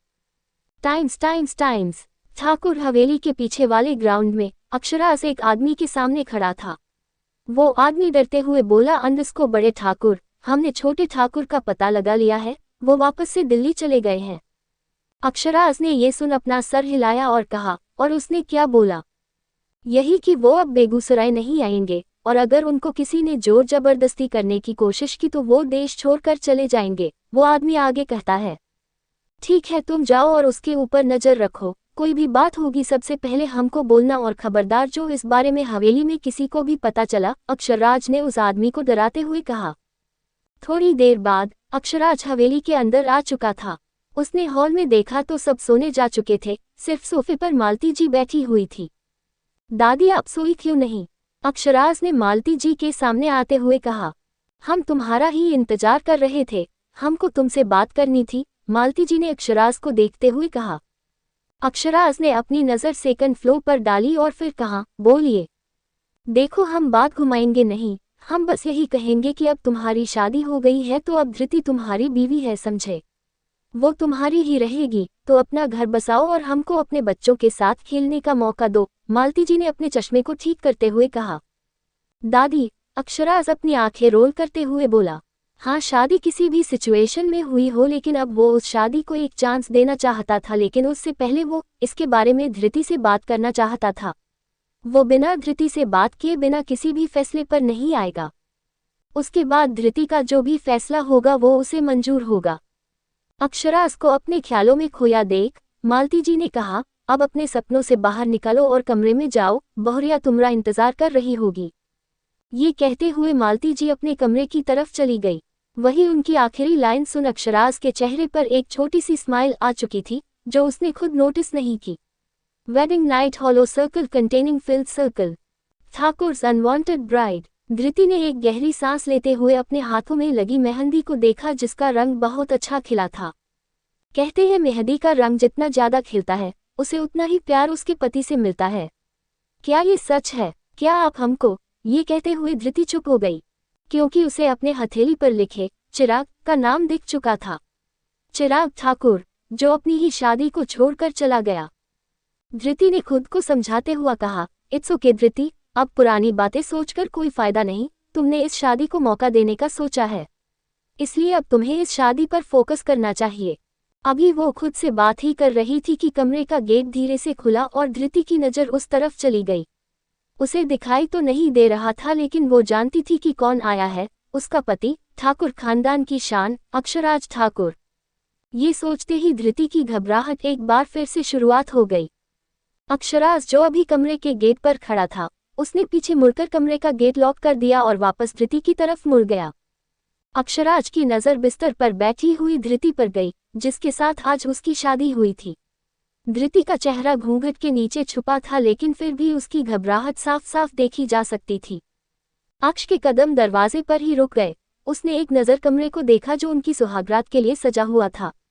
ये देख उसने एक गहरी सांस ली और धृति से कहा, तुम बिस्तर पर सो जाओ, हम यहाँ सोफे पर सो जाएंगे। और ये कहते हुए वो बिना उसकी तरफ देखे वॉशरूम चला गया। वह उसकी घबराहट को महसूस कर सकता था और वह ये भी जान रहा था कि यह किस लिए है। वह धृति के साथ फोर्स यूज नहीं करना चाहता था और ना ही उसे अनकंफर्टेबल महसूस करवाना चाहता था, इसलिए उसने ऐसा कहा। वही धृति जो अब तक अपनी सांस रोके बैठी है, इस डर से कि अक्षराज कहीं उसके साथ जबरदस्ती ना करे, उसकी ये बात सुन वो 2 पल के लिए ठिठक जाती है और उसके मन में पीहू की कही गई बातें घूमने लगती है। बड़े ठाकुर को बस बदनाम गलियों की लड़की ही खुश कर सकती है, क्योंकि उनकी बॉडी और उनकी ताकत को बस वही सब सह सकती है, कोई आम लड़की नहीं। मुझे तो कभी कभी डर लगता है कहीं वो अपनी बीवी के साथ। ये सोचते हुए धृति ने एक नज़र वॉशरूम की तरफ देखा और ना चाहते हुए भी उसकी भूरी आंखें आंसुओं से भर गईं। उसने अपना घूंघट उठाया और बिस्तर से खड़ी हो गई। अक्षराज का किसी और के साथ होना वो सोच भी नहीं सकती थी। उसे ऐसा नहीं सोचना चाहिए था। वो अभी अक्षराज को अच्छे से जानती भी नहीं, लेकिन उसका दिल ये बात डाइजेस्ट नहीं कर पा रहा था। उसने खुद से कहा, क्या सच में बड़े ठाकुर उन बदनाम गलियों में जाते हैं या फिर ये बस अफवाहें हैं? लेकिन अगर ऐसा नहीं है तो क्यों उन्होंने सोफे पर सोने को बोला? धृति अपने ख्यालों से एक बार फिर से वापस आई जैसे ही उसने वॉशरूम का दरवाजा खुलते हुए देखा। अक्षराज सिंपल कॉटन सफ़ेद कुर्ते में कमाल लग रहा था। उसकी वेल बिल्ट मसल्ड बॉडी साफ साफ देखी जा सकती थी। धृति की नज़र जैसे ही उसके ऊपर गई, वो 2 पल के लिए अपनी पलकें झपकाना ही भूल गई। उसकी नज़र उसके ऊपर से हट ही नहीं रह रही थी। अक्ष भी धृति की तपिश खुद के ऊपर महसूस कर पा रहा था। उसने जैसे ही अपनी नज़र धृति को देखने के लिए उठाई, दोनों की नज़र एक दूसरे से मिल गई। अक्षराज धृति की ब्राउन आइज को एकटक देखे जा रहा था। 2 पल के लिए वो सच में भूल गया कि वो धृति को कितनी इंटेंसिटी के साथ देखे जा रहा था। उसका वो छोटा सा गोल चेहरा जो कि बेहद सुंदर लग रहा था। उसकी खूबसूरत भूरी आंखें, गोल गोल गाल, चेरी रेड लिप्स, जिसके ऊपर की तरफ एक छोटा सा तिल था जो कि उसके चांद से चेहरे पर सितारों का काम कर रहा था। रेड और गोल्डन कलर के लहंगे में वो बिल्कुल किसी परी के जैसी लग रही थी। अक्षराज की नज़र ही नहीं हट रही थी। उसने पहली बार किसी लड़की को इतनी बार नोटिस किया था, और वो भी उसकी खुद की बीवी को। वही धृति ने जैसे ही यह महसूस किया, उसने अपनी आंखें जल्दी से नीची कर ली और अक्ष भी अपनी आंखें नीची करते हुए सोफे की तरफ बढ़ गया। सोफे पर बैठते हुए उसने धीरे से कहा, तुम वॉशरूम में चेंज कर सकती हो, और अगर तुमको दिक्कत है तो हम कमरे से निकल जाते हैं, तुम यहाँ कमरे में ही चेंज कर लो, फिर हमको बुला लेना। अक्ष की बात सुन धृति की आंख शौक से बड़ी हो गई। उसने जल्दी से कहा, नहीं, हम वॉशरूम में कर लेंगे। और ये कहते हुए उसने साइड रखे अपनी ट्रॉली बैग से एक सिंपल सी येलो साड़ी निकाली और उसे लेकर वॉशरूम की तरफ बढ़ गई। लेकिन इस बीच उसके मन में एक ही सवाल था, क्या सच में अक्षराज ठाकुर वैसा है जैसा उसके बारे में लोग कहते हैं, या फिर कुछ राज है जो सबसे छुपे है? वही अक्षराज जो सोफे पर बैठा था। उसने अपनी आंखें बंद की और उसके बंद आंखों के सामने धृति का चेहरा आ गया। यह महसूस करते ही उसके होठों के कोने अपने आप ही मुड़ गए। उसने अपनी आंखें झट से खोली और खुद से कहा, हमको आज ही ये बात क्लियर करनी होगी तुमसे। क्या तुम इस शादी को चांस देना चाहती हो या फिर नहीं? टाइम्स करीब 10 मिनट बाद धृति धीरे से वॉशरूम का दरवाजा खोलकर अंदर आती है। उसकी नज़र सीधे सोफे पर सो रहे अक्षराज के ऊपर जाती है। क्या ये सो गए? धृति ने धीरे से बुदबुदाया और फिर बिस्तर की तरफ बढ़ गई। कमरे की लाइट पहले से ही डिम की हुई थी, लेकिन टेबल लैंप जल रही थी जिससे हल्की हल्की रोशनी पूरे कमरे में फैल रही थी। वो अभी अपनी आंखें बंद ही कर पाती कि उसे अक्षराज की आवाज आए और उसकी बंद हो रही आंखें एक बार फिर से खुल गई। क्या तुम सो गई? जी नहीं, धृति ने जल्दी से कहा। वो, हमको तुमसे कुछ पूछना था, अक्षराज ने अपनी पोजीशन बिना बदले कहा। ये सुन धृति एक पल के लिए सोचने लगी, कहीं ये हमको सुहागरात मनाने के लिए तो नहीं पूछ रहे। अभी वो अपने ख्यालों में ही थी कि अक्षराज ने इस बार थोड़े जोर से कहा, अंडस्को धृति। हाँ जी बोलिए, धृति ने जल्दी से कहा, कहीं अक्षराज गुस्सा ना हो जाए। वही, अक्षराज ने जैसे ही धृति की तरफ से कोई जवाब नहीं पाया उसे लगा कि वो सो गई, इसलिए उसने अपनी आवाज थोड़ी हाई करते हुए उसे बुलाया। लेकिन दूसरी तरफ धृति की धड़कनें काफी बढ़ चुकी थी, क्योंकि अक्षराज ने उसके नाम को इस तरह कहा था कि वो सुनते ही धृति के पूरे शरीर में रोंगटे खड़े हो गए थे। अक्षराज ने एक गहरी सांस ली और कहा, वो, हम पूछ रहे थे कि तुमको ये शादी निभानी है या? ये कहते हुए अक्षराज चुप हो गया। वो आगे की बातें बोल भी नहीं पा रहा था। उसके लाइफ में ये पहली बार हुआ था कि किसी का एक डिसीजन उसके लिए इतना मायने रख रहा था। तुमको फिक्र करने की कोई जरूरत नहीं है, हम कल ही सबसे बात कर लेंगे, कोई भी तुमको कुछ नहीं बोलेगा, अक्षराज ने अपनी बात आगे बढ़ाते हुए कहा। वही धृति ने जैसे ही उसके सवाल को सुना, वो एक पल के लिए चुप हो गई। आखिर अक्षराज ने यह उसके लिए आसान कर दिया था, उसे भी तो अक्षराज से इसी बारे में बात करना था। लेकिन जैसे ही उसने अक्षराज की आगे की लाइन सुनी तो उसका दिल धक से रह गया। हाँ, वो एक मॉडर्न लड़की थी, उसने हमेशा इस सब चीज़ों से ज़्यादा अपनी पढ़ाई को आका था। लेकिन वो शादी जैसे पवित्र बंधन को अच्छे से जानती थी और मानती भी थी। उसे अपनी मम्मी की बात भी याद थी, साथ ही उसने सीमा जी को भी वादा किया था। वह ऐसे कैसे पीछे हट सकती थी सब चीज़ों से? धृति की तरफ से कोई जवाब न आता देख अक्षराज के दिल में एक अजीब का दर्द महसूस हो रहा था, लेकिन उसने इसे अनदेखा किया और आगे कहना शुरू किया, तुमको किसी से डरने की जरूरत नहीं है, आगे की जिंदगी तुम बिना किसी डर के बिता। हमको ये शादी निभानी है। धृति की मध्यम आवाज पूरे कमरे में गूंज गई। अक्षराज जो अपनी बातें अभी कह रहा था, ये सुनते ही वो अपनी जगह रुक गया और अगले ही पल अपना सिर घुमाकर सोई हुई धृति को देखा, जो अभी भी अपनी उसी पोजीशन में थी। पता नहीं क्यों, लेकिन ये सुनते ही अक्षराज के होठों के कोने एक बार फिर से मुड़ गए थे। हाँ, वो मुस्कुरा रहा था। शायद ही उसने अपनी जिंदगी में एक दिन में इतनी बार मुस्कुराया होगा। लेकिन फिर भी उसने अपनी फीलिंग्स को कंट्रोल करते हुए धृति से कहा, तुमको हमसे डरने की जरूरत नहीं है, तुम अपना फैसला बिना किसी डर के। अभी वो फिर से अपनी बातें पूरी कर पता की। धृति ने फिर से कहा, नहीं, हम सच में इस शादी को निभाना चाहते हैं। और इस बार अक्षराज एक बार फिर से चुप हो गया। धृति ने आज उसे बोलते बोलते 2 बार रोक दिया था। अगर उसकी जगह कोई और होता तो आज वो कहा होता, ये सिर्फ अक्षराज ठाकुर ही जनता है, लेकिन ये उसकी बीवी थी जिसके लिए वो सिर्फ और सिर्फ अक्षराज था। अक्षराज ने आगे कुछ नहीं कहा और ना ही धृति ने। दोनों ही रात के सन्नाटे को महसूस कर सकते थे और कुछ पल ऐसे ही चुप रहने के बाद दोनों ही गहरी नींद में डूब गए। जहां धृति को आज किसी के साथ होने की खुशी थी, वही अक्षराज को आज इस कमरे में अकेले होने का डर नहीं था। ठाकुर साहब, एक ही रात में ये हाल है। Hollow circle containing filled circle, Thakur's unwanted bride. अगली सुबह BNGG गन चलने की तेज आवाज से पूरी ठाकुर हवेली गूंज रही थी और इसी के साथ धृति जो कमरे में अभी तक सो रही थी, बंदूक की आवाज इतनी तेज और पास से सुनते ही वो बिस्तर से गिर गई। आह! धृति ने अपनी कमर सहलाते हुए इधर उधर देखा और कहा, ये लोगों की सुबह ऐसी होती है क्या? ये कहते हुए वो दोबारा बिस्तर पर बैठी और कमरे में अपनी नजर घुमाई। रात में घूंघट में होने के कारण उसने अच्छे से नहीं देखा था और फिर अक्षराज के आने के बाद तो लाइट ही डिम हो गई थी। लेकिन अब जब वो कमरे को देख रही थी, वो समझ सकती थी कि अक्षराज को सिंपल चीजें पसंद है। कमरे का कलर ब्लैक और ग्रे था, जो कि धृति को थोड़ा अजीब लग रहा था। उसने कभी भी ऐसे कलर के रूम्स नहीं देखे थे। यही सोचते हुए उसकी नज़र सामने लगे सोफे पर गई, जहां कल रात अक्षराज सोया था। सोफे को देख कोई भी कह सकता था कि वो सोने के लिए नहीं बना। ये देखते ही धृति के मन में अजीब सी फीलिंग आ गई। उसने अक्षराज को देखा था और उसे कहीं से भी नहीं लगता कि वो छोटे से सोफे में अच्छे से फिक्स हो पाया होगा।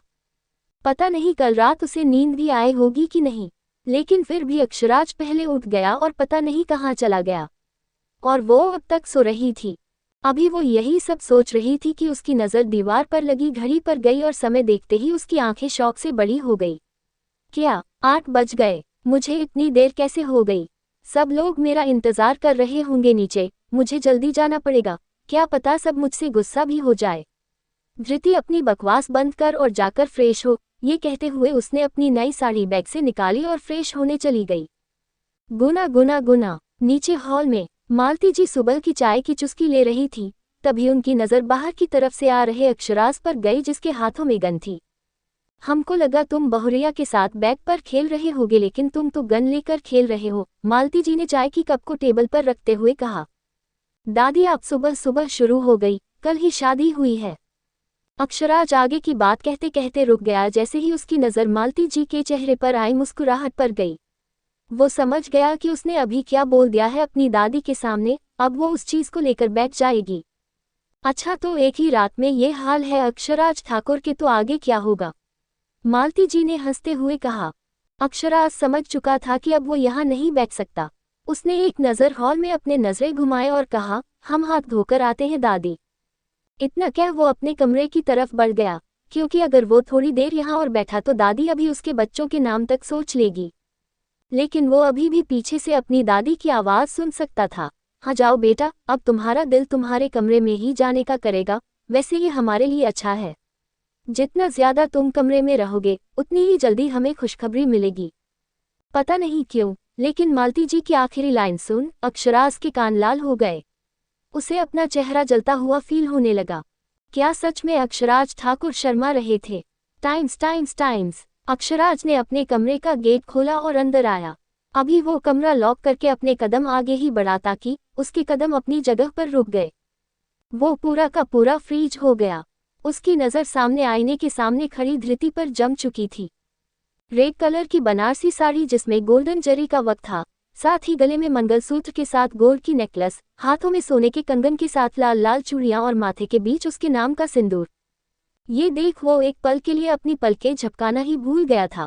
उसकी सांसें मानो बीच में ही रुक गई थी और उसका दिल ऐसे धड़क रहा था मानो वो अभी बाहर आ जाएगा। ऐसे इमोशंस अक्षराज अपनी जिंदगी में पहली बार फील कर रहा था। उसे नहीं पता था कि ये क्या है, लेकिन जो भी था सिर्फ और सिर्फ उसकी बीवी के लिए था। वही धृति ने जैसे ही गेट खुलने की आवाज़ सुनी, उसने जल्दी से उसकी तरफ देखा।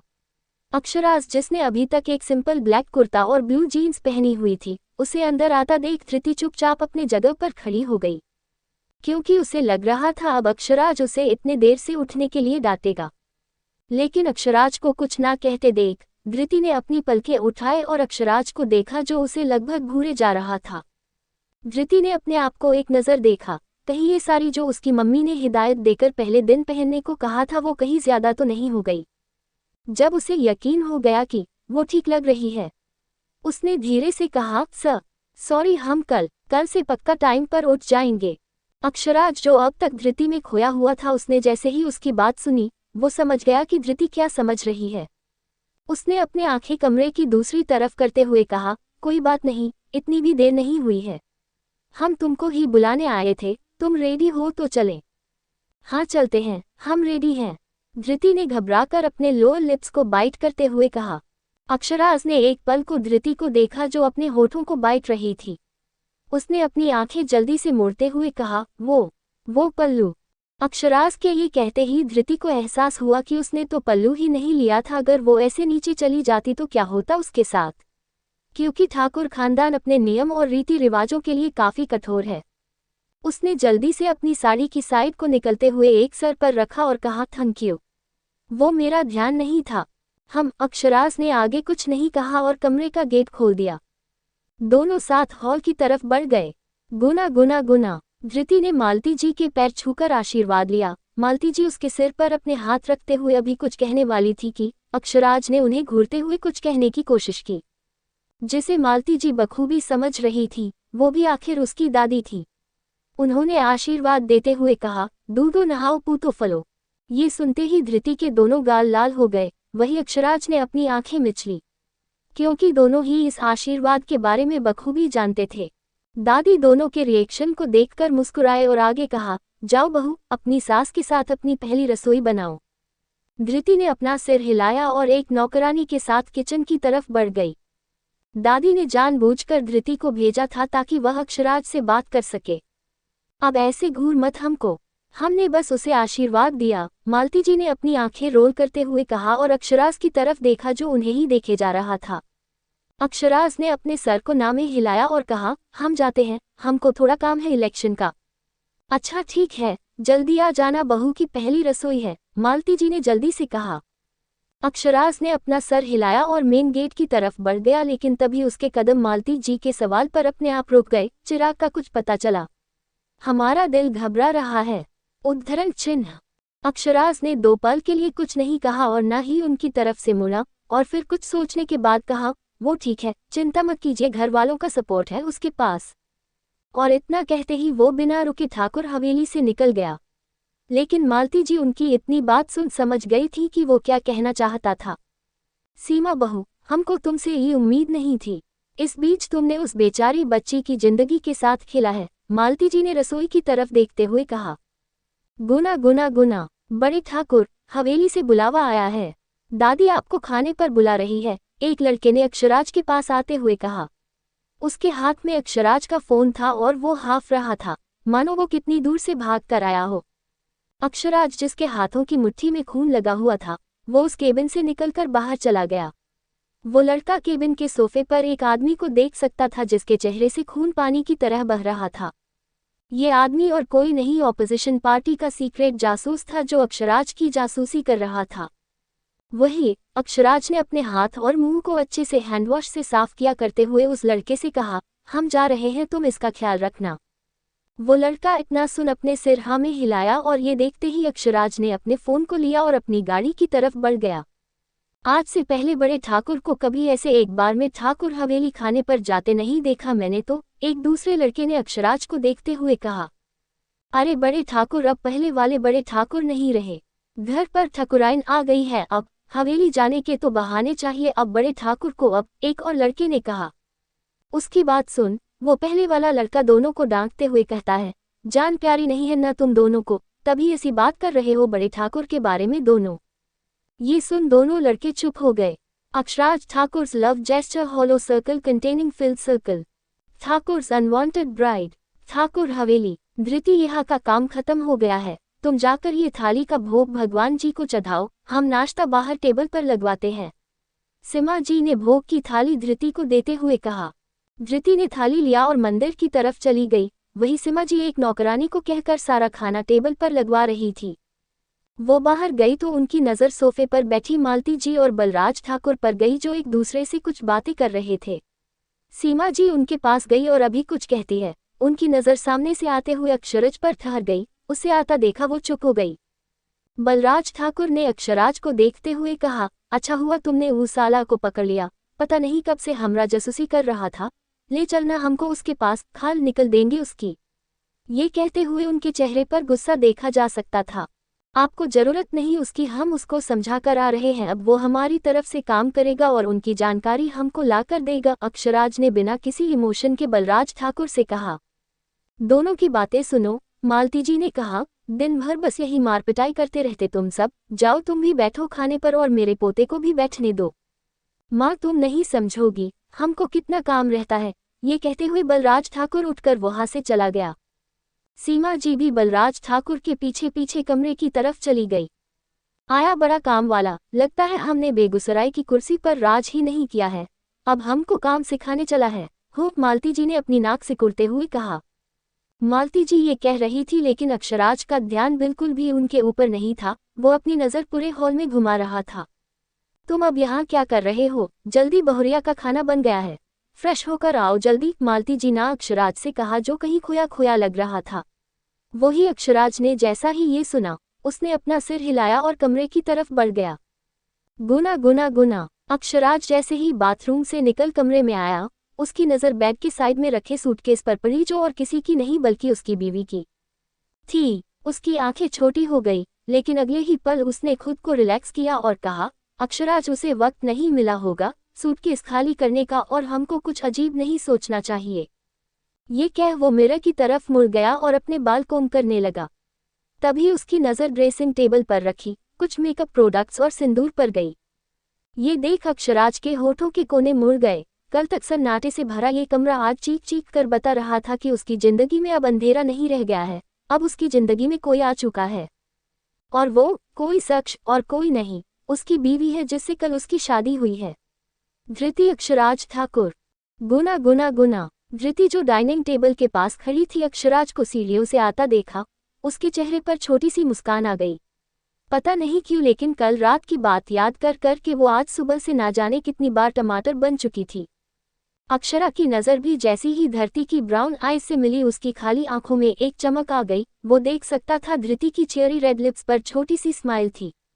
वो अभी धृति को स्माइल बैक कर पता कि उसे दादी की आवाज़ आती है, आ गए तुम, आओ बैठो। धृति बहू, आज तुम्हारी पहली रसोई है तो तुम ही सबको परोसो। अक्षराज बिना कुछ बोले कुर्सी पर बैठ गया। वही धृति एक एक करके सबको परोसने लगी। सबकी नज़र अपनी अपनी प्लेट पर थी, जहां छोले, पूरी, कचौरी, पोहा और मीठे में जलेबी और रबड़ी रखी हुई थी। सब धीरे धीरे खाने लगे। खाने के बाद जैसे ही मालती जी ने जलेबी और रबड़ी को देखा वो धृति की तरफ मुड़ अभी कुछ बोलने ही वाली थी, उन्हें अपने हाथों पर किसी के हाथ महसूस हुए। ये हाथ किसी और नहीं बल्कि अक्षराज का था, जो उसने टेबल के नीचे से रखा था। मालती जी ने उसकी तरफ देखा और इशारों ही इशारों में कुछ कहा, लेकिन अक्षराज की नज़र देख वो चुप हो गई और खाने लगी। वही अक्षराज ने बिना किसी इमोशंस के जलेबी और रबड़ी की पहली बाइट ली।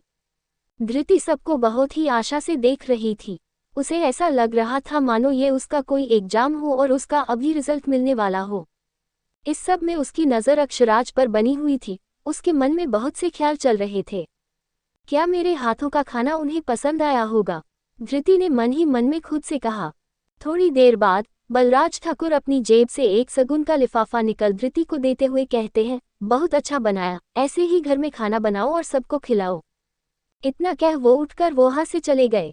उनके जाते ही मालती जी ने धृति को आशीर्वाद दिया और सोने के कंगन देते हुए कहा, दिल जीत लिया बहू, क्या खाना बनाया?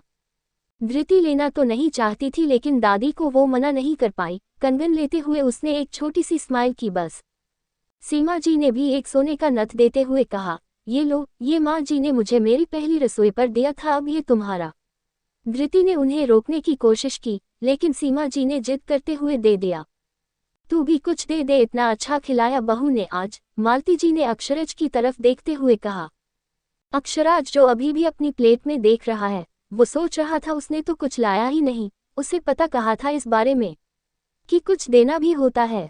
वो अपनी कुर्सी से खड़ा हुआ और धृति के पास जाने लगा। अक्षराज को खुद की तरफ आता देख धृति एक पल के लिए घबरा गई थी। उससे डर लग रहा था कि कहीं अक्षराज उसके ऊपर गुस्सा ना कर दे, क्या पता उसे खाना पसंद नहीं आया हो।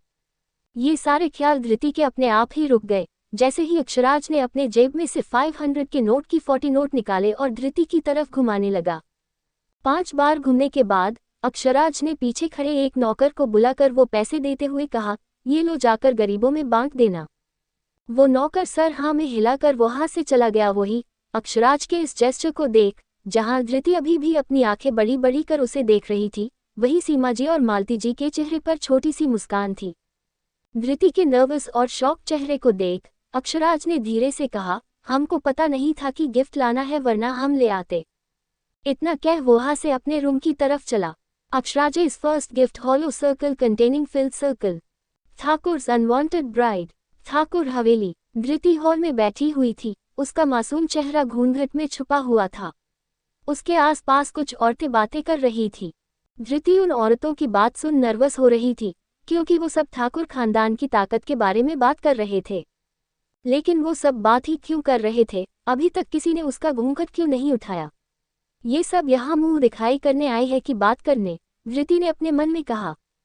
वो अब यहाँ बैठे बैठे थक चुकी थी, ऊपर से इतनी भारी साड़ी और ज्वेलरी उसे चुभ रही थी, और जो बची कुची कसर थी वो इस गर्मी ने पूरी कर दी थी।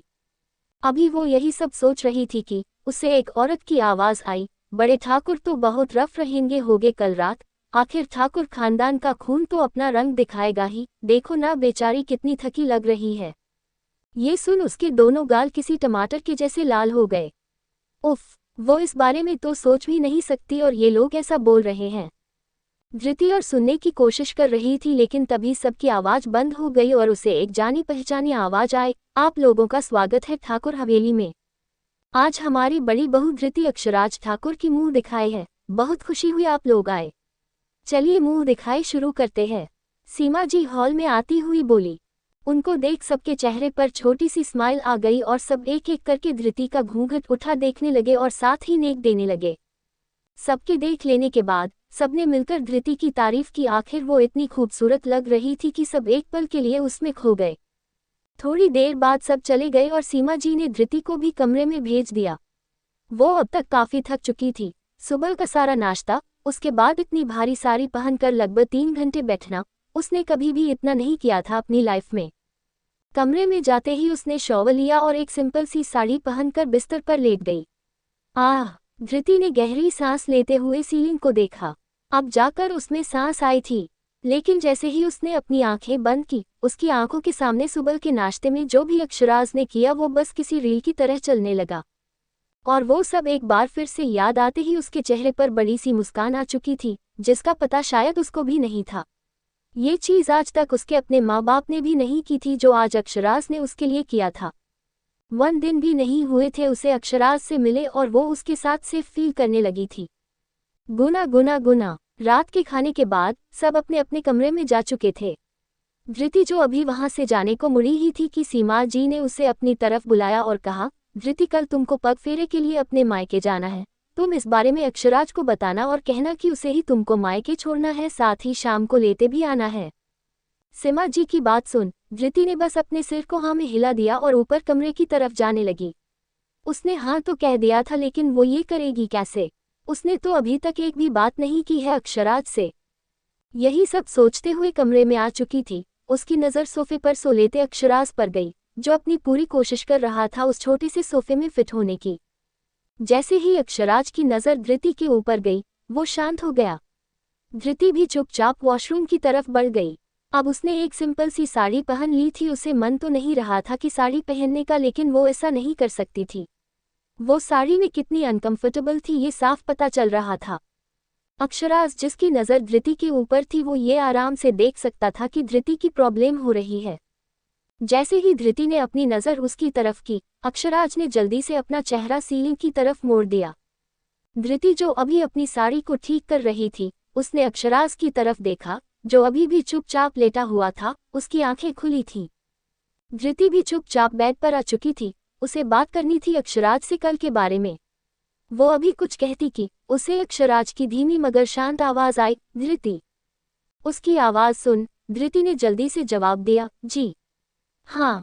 धृति का जवाब सुन अक्षराज सोफे से उठ गया और साइड में एक पॉलीबैग को बेड और सोफे के बीच रखे टेबल पर रखते हुए कहा, वो हमको पता नहीं था कि गिफ्ट लाना है, इसलिए ये तुम्हारे लिए।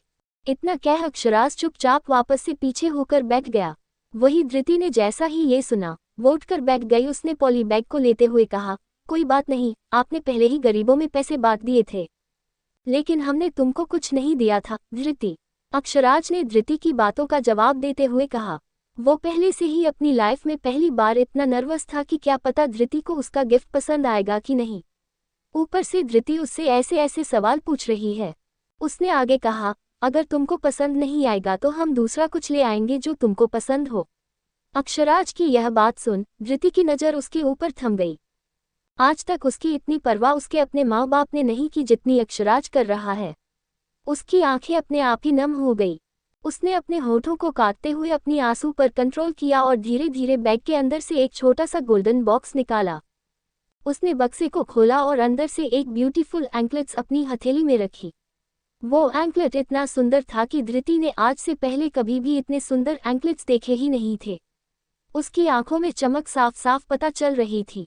इस बीच अक्षराज की नज़रें धृति के ऊपर ही बनी थी। उसका सुंदर चेहरा खिड़की से आती चांद की रोशनी में चमक रहा था, जिसे देख अक्षराज के चेहरे पर अपने आप ही एक छोटी सी स्माइल आ गई। तभी उसे धृति की सॉफ्ट वॉइस में कहा, थैंक यू, ये बहुत अच्छा है ठाकुर शाह। अभी वो अक्षराज को ठाकुर साहब कह ही रही थी कि बीच में ही अक्षराज ने उसे रोकते हुए कहा, अक्ष जी। धृति ने उसकी बात सुन अपने नजरें उठाते हुए कहा, अक्ष बुलाओ हमको, हमारा मतलब है तुम हमको अक्ष बुला सकती हो, ठाकुर साहब बोलने की कोई जरूरत नहीं है। अक्षराज ने धृति की तरफ देखते हुए कहा। दोनों की आंखें एक दूसरे में डूबी हुई थी। धृति को जैसे ही इस सिचुएशन का एहसास हुआ, उसने अपनी नजरें झुकाई और कहा, लेकिन हम कैसे? उसका दिल जोर जोर से धड़क रहा था। आखिर आज सुबह से अक्षराज उसे शौक पर शौक दिए जा रहा था। पहले उसकी नजर उतारना, फिर ये पायल और फिर अब अपना नाम। ये हो क्या रहा है उसके साथ? वो कैसे उसका नाम ले सकती थी? उसकी माँ ने उसे साफ साफ कहा था कि ठाकुर साहब को उनका नाम लेकर मत बुलाना, और उसने भी किसी के मुंह से अक्षराज का नाम नहीं सुना था, सिवाय मालती जी, सीमा जी और बलराज ठाकुर के। ऊपर से अक्षराज उससे उसका पूरा नाम नहीं बल्कि सिर्फ उसका आधा नाम अक्ष लेने को कह रहा था, जो कि बस उसे मालती जी बुलाती थी। अभी वो अपने इसी सवालों में थी कि उसे अक्षराज की आवाज आए, क्योंकि तुम हमारी बीवी हो और ये हक हम तुम्हें दे रहे हैं। इस बार अक्षराज की आवाज में एक कमांड था जो कि धृति साफ साफ महसूस कर सकती थी। उसकी आंखें दो पल के लिए अक्षराज के ऊपर रुक सी गई थी। उसने आगे कुछ नहीं कहा। वो उसे गुस्सा नहीं दिला सकती थी, भले ही अक्षराज ने अभी तक उससे गुस्सा क्या उसके साथ ऊंची आवाज में बात तक नहीं की है, लेकिन फिर भी वो कोई भी जोखिम नहीं उठा सकती थी। उसने चुपचाप अपना सर हाँ में हिलाया और एंकलेट्स को वापस से बॉक्स में डाल के रख दिया। धृति ने अक्षराज की तरफ देखा, जो दोबारा से उस सोफे पर एडजस्ट होने की कोशिश कर रहा था। ये देख उसने अपने लोअर लिप को बाइट किया और धीरे से कहा, गुड नाइट। ये सुन अक्षराज शांत हो गया और बस हम में जवाब दिया। इसके बाद दोनों ही चुपचाप होकर अपनी अपनी जगह लेटे रहे। धृति अक्षराज की प्रॉब्लम समझ रही थी, लेकिन वो अभी इतनी भी कंफर्टेबल नहीं हुई थी कि वो एक बेड अक्षराज के साथ शेयर कर सके, और ना ही अक्षराज ने इस चीज में उसे फोर्स किया था। बट क्या वो उसे ऐसे ही रहने देंगी? नहीं, शायद जल्दी ही वो उसकी इस प्रॉब्लम का हल निकाल ले। ये सोचते हुए धृति ने एक छोटी सी स्माइल के साथ अपनी बड़ी बड़ी पलकें बंद कर लीं। टाइम्स ब्रेकफास्ट के बाद धृति ने सबसे पहले अपने कपड़े अलमारी में रखे और खाली सूटकेस को वॉक इन क्लोजेट में रखा। आज भी अक्षराज सुबह सुबह जा चुका था। ना तो वो नाश्ते में मिला और ना ही वो ठाकुर हवेली में था। धृति ने खुद से कहा, कल रात तो पगफेरे के बारे में उनसे पूछ नहीं पाई थी, और अभी वो हवेली में नहीं है, पता नहीं कहाँ गए। एक तो मेरे पास उनका नंबर भी नहीं है। धृति टेंशन में इधर से उधर कमरे में घूम रही थी कि तभी कमरे का गेट खुलता है और धृति की नज़र उस तरफ जाती है। 4 घंटे तक एक तक देखना hollow circle containing filled circle, Thakur's unwanted bride, Thakur Haveli. Dhriti अपनी जगह रुक गई जैसे ही उसकी नज़र दूर खड़े अक्षराज पर गई। अक्षराज ने बस अपने सिर हिलाया और अंदर आ गया। बिना कुछ बोले वो डायरेक्ट वॉशरूम की तरफ चला गया। धृति ने उस तरफ देखा और बिस्तर पर जाकर बैठ गई। वो अक्षराज के बाहर आने का इंतजार कर रही थी। उसे अभी बात करनी थी पगफेरे के बारे में। ऐसा नहीं था कि उसका दिल बहुत कर रहा था जाने का वापस, बट वो अपने मम्मी पापा के जैसे हार्टलेस नहीं हो सकती थी। वो भले ही उसे अपनी बेटी ना माने, लेकिन वो उन दोनों को अपना सब कुछ मानती थी। कुछ पल बाद अक्षराज वॉशरूम से बाहर आया और क्लोजेट की तरफ बढ़ गया। इस बीच दोनों की आंखें 2 पल के लिए एक दूसरे के ऊपर रुकी थी, जो कि काफी थी दोनों के दिल की धड़कनों को बढ़ाने के लिए। वही धृति के दोनों गाल लाल हो चुके थे, क्योंकि अक्षराज अभी बस अपने स्वेटपैंट्स में था और उसकी मसल, चेस्ट और बाइसेप्स साफ साफ दिख रहे थे, जिस पर अभी भी पानी की हल्की हल्की बूंद लगी हुई थी। धृति ने खुद को संभालते हुए कहा, ये क्या हो रहा मेरे साथ? वो अभी अपने ख्यालों में ही थी कि अक्षराज एक बार फिर से कमरे में आ चुका था, और इस बार उसने एक सफ़ेद शर्ट पहन रखी थी जिसके ऊपर 2 बटन खुले थे। वो सीधे जाकर अपने काउच पर बैठ गया और अपना सर उसके हेडरेस्ट पर टिका लिया। उसकी आंखें बंद थी, मानो वो किसी गहरी सोच में हो। धृति ने जब ये महसूस किया, उसने आईब्रोज आपस में सिकुड़ गई और उसने खुद से कहा, क्या ये परेशान है? क्या मुझे पूछना चाहिए? नहीं धृति, क्या अगर वो गुस्सा करे तो? लेकिन उन्होंने अभी तक तो कोई गुस्सा नहीं किया है। खुद से लंबी डिबेट करने के बाद धृति ने अपनी सॉफ्ट वॉइस में अक्षराज से कहा, मम अक्ष कोट। अक्षराज जो किसी सोच में था, धृति की आवाज सुनते ही उसकी आंखें खुल गई और अगले ही पल दोबारा से वो उन ब्राउन आईज से टकरा गई। उसकी दिल की धड़कनें तेजी से चल रही थी। आखिर पहली बार जो धृति ने उसका नाम लिया था। ये मेरा नाम इतना अलग क्यों लग रहा है? अक्षराज ने खुद से कहा। अपने इन ख्यालों को साइड करते हुए उसने जवाब दिया, हम। क्यों? क्या आप परेशान हैं? धृति ने धीरे से आगे कहा। अक्षराज ने धृति की आंखों में देखा जिसमें उसके लिए चिंता साफ साफ दिख रही थी। क्या ये अक्षराज ठाकुर के लिए परेशान है? उस अक्षराज ठाकुर के लिए जिसके लिए आज तक उसका अपना परिवार भी परेशान नहीं हुआ। अक्षराज ने दोबारा से अपने मन में कहा, लेकिन वो ये बात धृति के सामने नहीं कह सकता था। उसने एक गहरी सांस लेते हुए कहा, नहीं, बस काम का प्रेशर है। तुमको कुछ चाहिए? उद्धरण चिन्ह डॉट। अक्षराज का जवाब सुन वो समझ सकती थी वो झूठ बोल रहा है, लेकिन वो उसके सामने जिद नहीं कर सकती थी, इसीलिए उसने आगे कहा, नहीं, वो हाँ, कल माँ ने कहा था कि आज मुझे पग फेरे के लिए मेरे घर जाना है, तो क्या आप मुझे? उद्धरण चिन्ह डॉट। अभी वो अपनी बात पूरी कर पाती है। अक्षराज ने अपनी रिस्ट वॉच पर एक नज़र डालते हुए कहा, तुमको पहले बताना चाहिए था ना। अगर तुम तैयार हो तो चलते हैं, अभी ज़्यादा देर नहीं हुई है। धृति ने अपना सर हाँ में हिलाया और साइड में रखे अपने बैग को उठाते हुए अक्षराज के साथ कमरे से निकल गई। नीचे हॉल में सीमा जी की नज़र जैसे ही दोनों पर गई, उनके चेहरे पर छोटी सी स्माइल आ गई। उन्होंने धृति के पास जाते हुए कहा, जल्दी आना धृति। धृति ने अपना सर हिलाया और उनका आशीर्वाद ले लिया। उसकी नज़र अक्षराज पर गई जो बिना सीमा जी की तरफ देखे बाहर चला गया था। ये, धृति ने अक्षराज की तरफ देखते हुए कहा। तभी सीमा जी एक छोटी सी स्माइल करते हुए बोली, अच्छे से जाना। धृति ने अपना सिर हिलाया और बाहर चली गई। उसने ये नोटिस किया था कि अक्षराज ठाकुर हवेली में ज्यादा मालती जी से बात करता था और बलराज ठाकुर से तो उनकी बात बस काम को लेकर ही होती थी। जैसे ही वो बाहर गई, उसकी नज़र सामने खड़ी ब्लैक थार पर गई जिसके दरवाजे से लग अक्षराज उसका इंतजार कर रहा था। धृति जैसी ही उसके पास आई, अक्षराज ने सामने वाली सीट का गेट खोला, धृति को अंदर बैठने का इशारा किया। उसका ये जेस्चर देख धृति के चेहरे पर मुस्कुराहट आ गई। उसके बैठने के बाद अक्षराज भी दूसरी तरफ से आते हुए ड्राइविंग सीट पर आकर बैठ गया। उसने एक नज़र धृति को देखा जो अपनी सीट बेल्ट लगाने की कोशिश कर रही थी। अक्षराज ने ये देख धीमे से कहा, क्या हम? उसकी ये बात सुन धृति के हाथ अपने आप ही हवा में रुक गए। उसने अपना सर हाँ में हिलाया और चुपचाप बैठ गई। ये देख अक्षराज आगे बढ़ते हुए सीट बेल्ट को लगा दिया। अपने बीच इतनी करीब महसूस कर एक पल के लिए दोनों ही फ्रीज हो गए थे, लेकिन अगले ही पल अक्षराज ने धृति से दूर होते हुए कहा, माफ कीजिए, और गाड़ी स्टार्ट कर ठाकुर हवेली से निकल गया। धृति ने भी आगे कुछ नहीं कहा, वो खिड़की से बाहर देखने लगी। 1 घंटे ड्राइव करने के बाद उनकी थार अग्रवाल हाउस के सामने आकर रुक चुकी थी। भले ही धृति को गए 2 दिन भी ठीक से नहीं हुआ, लेकिन इस घर से उसकी काफ़ी यादें जुड़ी हैं। वो एक पल में इसे पराया नहीं कर सकती। उसने गहरी सांस ली और घर का डोरबेल बजाया और कुछ ही पलों में गेट खुल चुका था। पूजा जी धृति और अक्षराज को देख खुश हो गई। उसने जल्दी से कहा, आगे आप लोग आए ना बड़े ठाकुर। ये कहते हुए वो अक्षराज को अपने साथ अंदर ले जाने लगी। इस बीच उन्होंने एक बार भी धृति के ऊपर अपनी नज़र नहीं डाली थी। ये देख धृति की आंखें अपने आप ही भर गई। क्या सच है इन लोगों को उसके जीने मरने से कोई फर्क नहीं पड़ता? वही पूजा जी की ये हरकत अक्षराज के आंखों से भी छुपी नहीं रही थी। उसने एक नज़र पूजा जी को देखा और अगले ही पल उसकी नज़रें धृति के बुझे हुए चेहरे पर आकर रुक चुकी थी। उसके हाथों की मुट्ठी अपने आप ही कस चुका थी। उसने अपनी कोल्ड वॉइस में धृति से कहा, हमारे साथ अंदर आओ धृति। उसकी कड़क आवाज़ सुन धृति और पूजा जी दोनों ही सहम गई। उनको डरता हुआ देख अक्षराज ने इस बार पूजा जी की तरफ देखते हुए कहा, यहाँ हम बड़े ठाकुर नहीं बल्कि धृति के पति के तौर पर आए हैं, समझ गए आप? उद्धरण चिन्ह डॉट।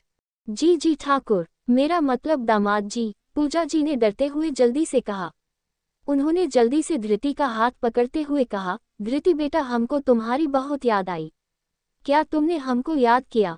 अपनी मम्मी की इस बात को सुन उसका चेहरा ही बदल गया। क्या कहा याद? अरे याद आता तो भी एक बार कॉल करती, लेकिन ये तो हर बार की तरह झूठ है। धृति ने अपने आंखें रोल की और कहा, मम्मी हम अंदर चलकर बात करते हैं। हाँ बेटा आओ, पूजा जी ने जल्दी से रास्ता खाली करते हुए कहा। कुछ देर बाद पग फेरे की रस्में करने के बाद दोनों ने लंच किया। सुरेश जी अक्षराज के साथ कुछ काम की बातें करने लगे। वही धृति अपने कमरे में जाकर अपने बिस्तर पर आराम कर रही थी। उसका कमरा थोड़ा भी बदला नहीं था। ये देख उसे खुशी हुई। उसने अपने बुक शेल्फ से एक किताब निकली और उसे पढ़ने लगी, और पता नहीं कब उसकी आंखें बंद हो जाएंगी। अगली बार जब उसकी नींद खुली तो उसकी नज़र सबसे पहले अपने कमरे की सीलिंग पर गई, जिसे देख उसके चेहरे की मुस्कान बड़ी हो गई। नींद लेने के बाद उसे रिफ्रेश फील हो रहा था, लेकिन उसकी गहरी सांस बीच में ही अटक गई। जैसे ही उसने अक्षराज की शांत आवाज सुनी, क्या तुम उठ गई? धृति ने जल्दी से अपना चेहरा घुमाया और उसकी आंखें अक्षराज की आंख से जाकर मिल गई। एक वुडन चेयर पर अक्षराज चुपचाप बैठा हुआ था। धृति ने जल्दी से अपनी साड़ी ठीक की और बिस्तर से उठते हुए कहा, वो सॉरी, पता नहीं हमको नींद कैसे आ गई। कोई बात नहीं, बाहर तेज बारिश हो रही है, इसलिए हम लोग आज ठाकुर हवेली वापस नहीं जा सकते, अक्षराज ने आगे कहा। धृति ने अपने सर हाँ में हिलाया कि तभी उसकी नज़र वॉल क्लॉक पर गई, जिस पर अभी शाम 8:30 बज रहे थे। ये देख उसकी आंखें बड़ी हो गई। क्या सच में वो इतनी देर तक सोती रही और अक्षराज ने उसे जगाया क्यों नहीं? ये सारे सवाल धृति के मन में घूम रहे थे। तभी उसे अक्षराज की आवाज वापस से आई, तुम फ्रेश हो जाओ, फिर हम लोग डिनर के लिए चलते हैं। उद्धरण चिन्ह। धृति ने जल्दी से अपना सर हाँ में हिलाया और वॉशरूम के अंदर चली गई। उसका दिल जोर जोर से धड़क रहा था। अक्षराज का हर एक जेस्चर धृति की धड़कन बढ़ा रहा था। वही धृति के जाने के बाद अक्षराज ने अपनी आंख बंद कर ली और उसकी आंखों के सामने धृति का मासूम चेहरा आ गया, जो उसने 4 घंटे तक देखा था। हाँ, वो पिछले 4 घंटों से सोई हुई धृति को देख रहा था। उसने ना जाने कितनी बार खुद को रोका, लेकिन उसकी आंखें हर बार उसे धोखा दे गई।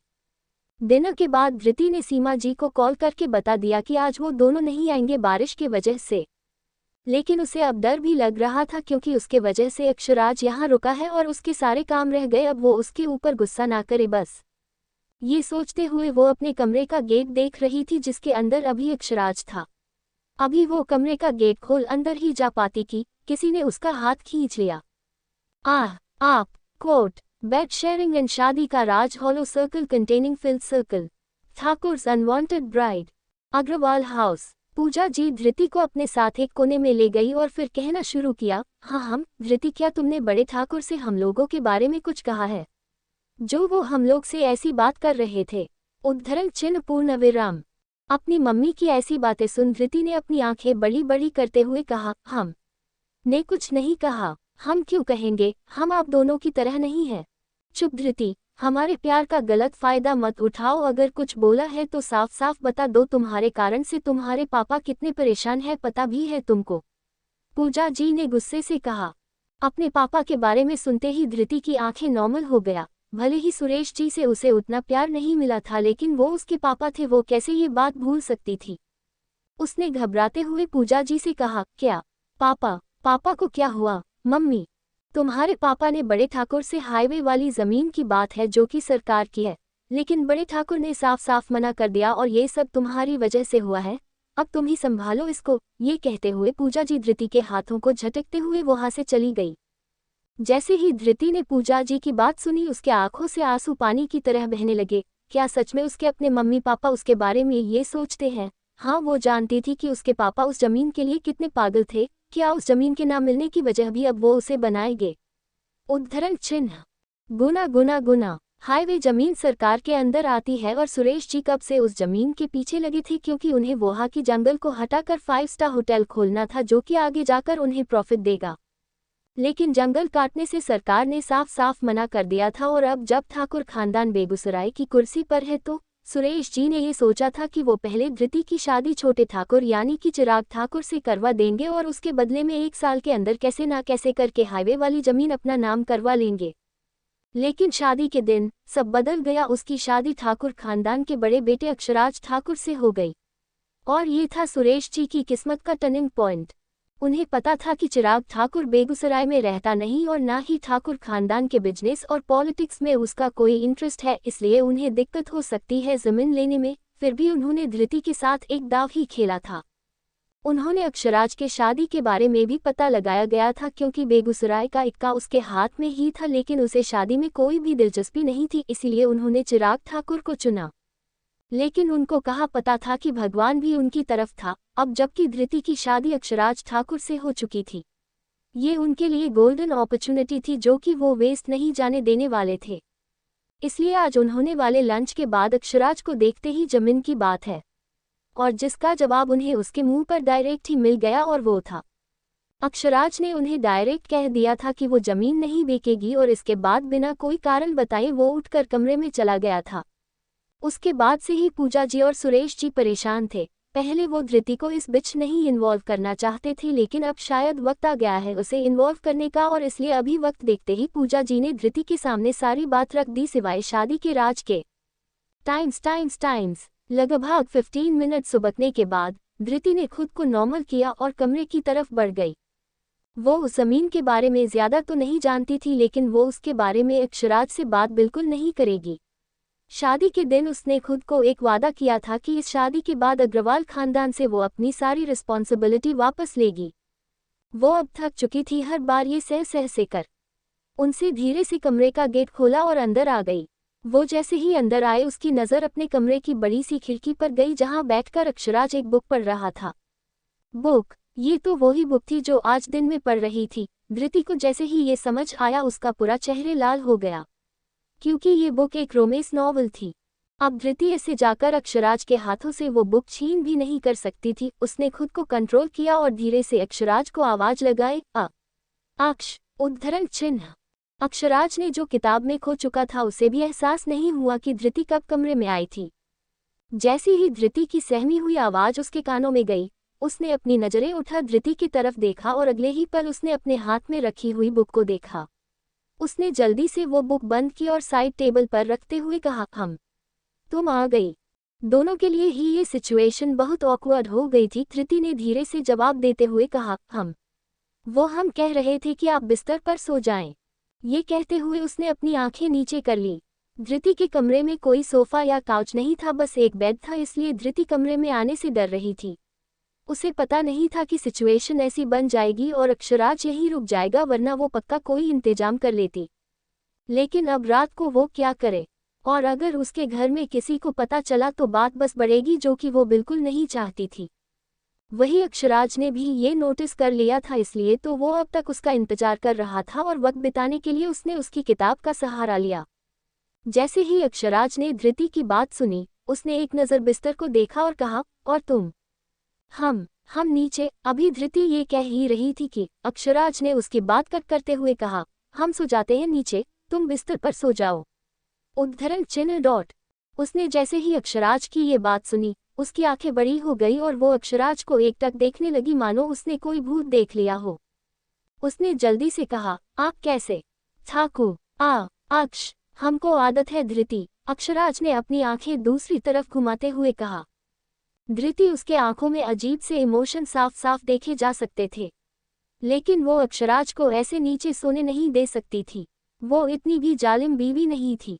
धृति ने एक गहरी सांस ली और कहा, हमारा बेड बड़ा है, अगर आपको कोई प्रॉब्लम नहीं है तो हम बेड शेयर कर सकते हैं। ये कहते हुए उसने लगभग अपनी आंखें बंद कर ली थी, इस डर से कि कहीं अक्षराज उसके ऊपर गुस्सा ना हो। वही अक्षराज ने जैसी ही धृति की ये बात सुनी, उसकी नज़र धृति के ऊपर जम गई। वो एक पल के लिए बिल्कुल फ्रीज हो चुका था। उसने अपनी नज़र दूसरी तरफ की और कहा, अगर तुम्हें ठीक लगे तो हमको भी कोई प्रॉब्लम नहीं है। ये कहते हुए उसके कान लाल हो चुके थे। धृति ने जैसे ही उसकी बात सुनी, उसने अपनी आंखें धीमे से खोली और अपने सिर हाँ में हिलाते हुए कहा, हम चेंज करके आते हैं। और इतना कह वो वॉशरूम में चली गई। गुना। थोड़ी देर बाद धृति वॉशरूम से बाहर आए, उसकी नज़र अक्षराज पर गई। वो बिस्तर की एक तरफ चुपचाप लेटा था। उसने अपनी आंखें बंद कर ली, लेकिन वो बता सकती थी कि वो सोया नहीं है। धृति ने भी कुछ नहीं कहा और अपनी तरफ आते हुए वो भी आराम से बिस्तर पर लेट गई। दोनों ही चुप थे, लेकिन दोनों के ही इमोशन उनकी पूरी बॉडी में अंदर नाच रहे, एक अजीब सा एहसास जो दोनों ही महसूस कर पा रहे थे। पता नहीं कब यही सब सोचते सोचते धृति की आंख लग गई। उसकी गहरी सांसों की आवाज जैसी ही अक्षराज के कानों में गई, उसने अपनी आंख खोल दी और धृति की तरफ देखा जो सो चुकी थी। 2 पल आराम से उसके चेहरे को इतने पास से देखने के बाद अक्षराज ने अपनी आंखें वापस से बंद कर दी और सो गया। इस बार उसके हसीन चेहरे पर एक छोटी सी स्माइल थी।